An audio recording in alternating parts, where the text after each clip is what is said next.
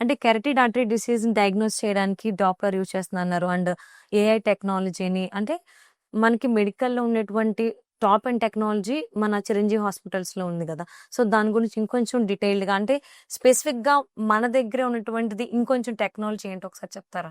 Yeah!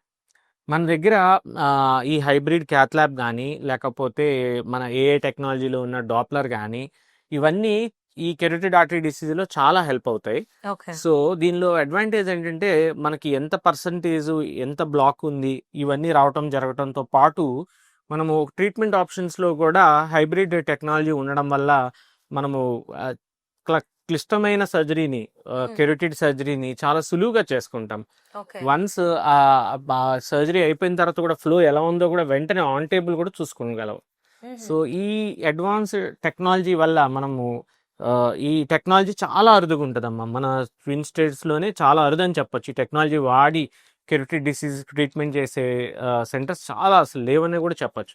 So అలాంటి technology వాడడం వల్ల పేషెంట్కి early recovery, fast recovery and better results మనం ఇవ్వగలుగుతున్నాం చిరంజీవి హాస్పిటల్. ఓకే. సో, మన చిరంజీవి హాస్పిటల్స్‌లో ఈ కెరటిడ్ ఆర్టరీ డిసీజ్‌కి సంబంధించి డయాగ్నోసిస్‌లో కూడా టాప్ ఎండ్ టెక్నాలజీని మనం యుటిలైజ్ చేస్తున్నాం. ఎస్.